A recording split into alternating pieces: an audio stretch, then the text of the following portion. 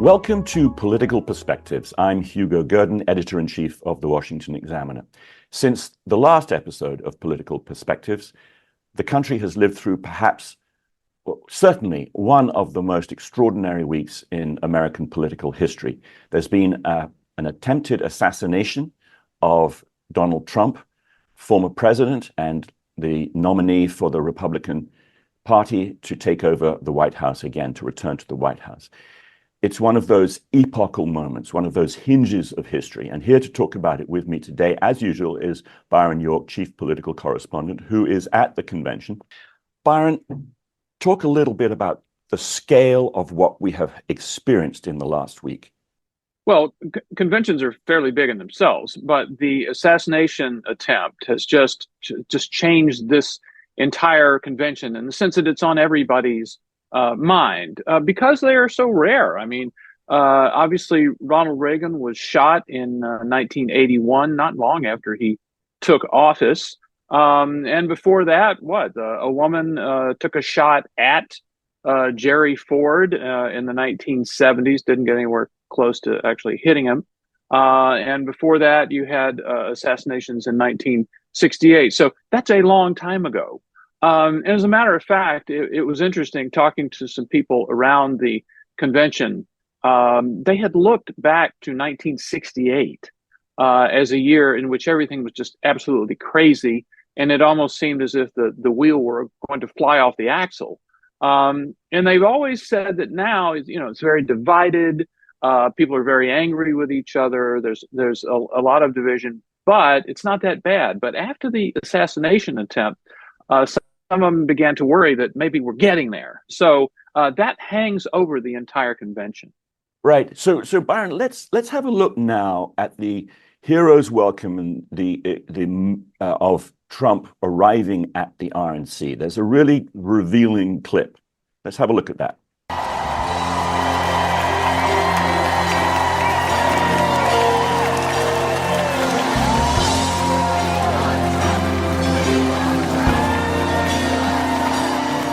If tomorrow all the things were gone, I'd worked for all my life, and I had to start again, just my children and my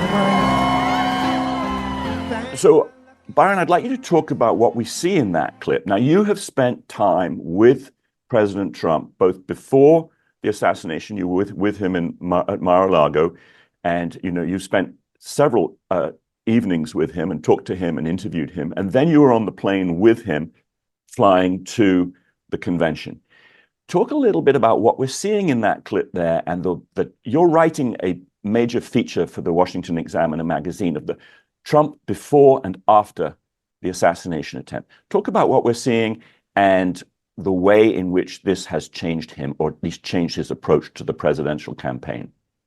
Yeah, well, starting with after, on that first night of the convention, I saw a look on Trump's face that I'd really never seen in public before, which is he's clearly very emotional. And Trump, in his speeches, can just kind of run the gamut of personalities. He can be angry, he can be funny, but I really haven't seen that kind of emotion. And it was actually quite consistent with what I saw on the plane with him. We flew on Sunday evening before the convention began, flew from Newark to Milwaukee. And this was 24 hours or less than after he had been shot. And it was very clear that he was trying to process what had happened. It was so recent. And it was so monumental. And he talked over and over again about the position of his head at the moment the shot was fired, because he says, I usually speak, I'm at the lectern, I'm facing the audience, and I'm speaking. But on this occasion, he had brought a visual aid, a big sign that had statistics about immigration. And he was looking up over to his right to look at the sign. And the sign was also elevated. It was hanging from a crane at the site. And so he was looking up and over to his right. And at that instant, the bullet grazes his ear. And he knows that if he were facing just a little more forward, or if he was facing in his normal posture, facing the crowd, it would have been instantly fatal. So, that gets you to thinking. And he was just kind of replaying that over and over. And he was actually, there's a big screen TV in Trump Force One, and newscast would come on, and he watched video of himself being shot and was just amazed. And so it's all been something, a process of trying to digest and understand what has just happened to him. Yeah. And it's not just a change in the demeanor, but he told you, and he told Selena Zito, another one of our reporters, that he had, in consequence of the shooting, he had ripped up his original, the speech that he intended to give at the convention, and he had rewritten it entirely. And what we had immediately after the shooting, and presumably what is going to be in the speech, is much more sober. It's less aggressive, perhaps, and it calls for national unity. There's a lot of talk of unity. Talk a little bit about that. Well, that is the most sort of amorphous concept of the entire convention, because yes, Trump said he had a speech prepared and it was done that he called a real rip-roarer. He said it was going to be brutal, really tough. So it was going to be, political combat. And of course, that is characterized Trump's 8 years in presidential politics. So it's going to be more of that. And then he has this realization on the night that he is shot that he just can't do that. He feels like he can't come up and just be the old Trump, just letting him have it from the stage. And so they began work immediately, literally within hours of the shooting. They began work on a new speech to be more unifying. Now, here's the thing.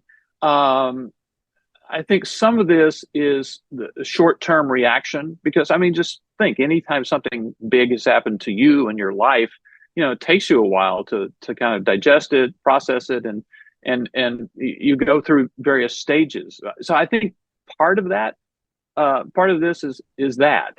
And on the other hand, it has been very unifying. The word unity certainly applies to the convention, because the Republicans are already united behind Trump, and now they're even more so. It certainly hardened, solidified, the unity among Republicans. But as far as creating a greater unity in the country, that is something that really I think you have to look at skeptically, given the last 8 years. And I just, how does Trump do that? After, for example, the Russia investigation, and after he has called a Russian agent, a Russian asset, time after time after time. How do you unify after that? After all of the legal cases against him? I think that it's going to be very, very. It's not something. It's a crazy idea. Yeah, I think it's not something that he can necessarily achieve, but it's a very interesting change in tone, and is likely to affect the way that people regard him if he manages to sustain and maintain that new demeanor. And my guess is that it would probably help him with some of those who are independents, who are pretty much on the fence about him, but who were horrified by Joe Biden's mental meltdown in debate. And I'd like to turn our attention now to Trump's opponent, President Biden, because although most of the news has been and the focus has been on President Trump, President Biden has been out there trying to, campaign. And one of the major features of the campaign that he has done is an interview with NBC's Lester Holt. Now, this did not go very well for him because, well, let's have a look at some of at a couple of clips from that, and then we can talk about it. What happens if another? Yeah, what happens if you have another performance on that on that level? I don't plan on having another performance on that level. The idea that I'm the old guy, I am. I'm old. But I'm only 3 years older than Trump, number one. And number two, my mental acuity's been pretty damn good. Sometimes come and talk to me about what we should be talking about. All right. Okay, the issues. So what we saw there, Byron, was President Biden continuing to stumble over his words, which to some extent has been a characteristic all his life. He has a stutter, but it has obviously got considerably worse. he does this odd thing now of whispering, and he did quite a bit of that with Lester Holt. But very notably, he was annoyed by the questions that he was being asked. Lester Holt was asking him about the debate and his poor performance, and Joe Biden was saying, "Why aren't you asking about all the lies that Donald Trump, spoke in that debate?" Ignoring, of course, the fact that there were plenty of falsehoods from the president himself. This was not a good look for Biden. It was both angry and upset on the one hand, and kind of mumbling and incompetent on the other. And the gap in perceptions between him and Trump over the course of the last week, with Trump getting up from the floor after being shot and raising his fist in a salute to the rally, and indeed to the nation, with blood on his face and looking strong and dynamic, and this very feeble and grouchy old president, the contrast could hardly be sharper, could it? No, it couldn't. And Biden did look terrible. I mean, also, but he was very defensive about his having spoken 5 days before the assassination, telling a group of donors that I'm done talking about the debate. It's time to put Trump in a bullseye. Now, he did not mean that he thought Trump should be shot, but it is the kind of violent rhetoric that a lot of Democrats have complained about if Republicans use it. And he was kind of irritated to be asked about that. But I do think the greater problem for him was not his sort of presidential irritation at being questioned. It was the fact that he was mumbling again, that he was not making all that much sense. I mean, every time he does this, it reminds the American people that this is not a condition that gets better. He didn't have a cold. I mean, that's not what caused the problem at the debate. It is age related cognitive problems, and they're not going away, and they're going to get worse. So I think every time he actually tries to fix the problem, he actually exacerbates the problem. Yeah, I think, and this is beginning to be reflected, I think, in the polls. CNN came out with a poll which suggested that Trump might win 330 electoral college seats, which is approaching a landslide. And there's internal polling from in the Democratic Party, which is being reported, which suggests that the Democratic Party would not do any better if it were to replace Joe Biden with Kamala Harris. So they're in desperate straits. And the question of Kamala Harris brings up the final question, which is that she is going to have to face President Trump's Veep pick, who is J.D. Vance. Now, he's a pick who sort of means that Trump is doubling down on his blue-collar appeal. He's not everybody's favorite pick, but he's very smart. He has a great resume. And there must be a suspicion, given his speaking abilities and intelligence, that he's going to really rip Vice President Kamala Harris to pieces in this debate.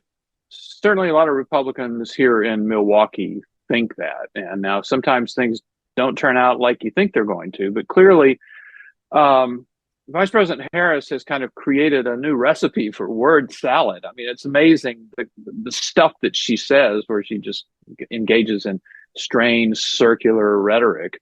But Vance is very, very sharp. I would actually recommend Ross Dowd of the New York Times did an interview with him maybe a month ago. So it was not totally about being vice president.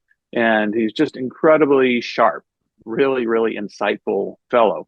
And so I think it looks bad for Vice President Harris. And that poll, that internal poll that you mentioned, the Democratic poll, is really, really terrible, because it says Democratic voters would be very happy to vote for a ticket that had nothing to do with the Biden administration, not Joe Biden, not Kamala Harris. Can we just get some new people all together? That's pretty bad when you have the current president and vice president seeking re-election. Yeah, it's really bad. We're going to have to leave it there, Byron. And thanks very much again for joining me on Political Perspectives. This doesn't look like toning down at any point between now and the November election, and we'll be back to talk about it some more. I want to thank everybody else for joining us on Political Perspectives, and we'll see you again next time.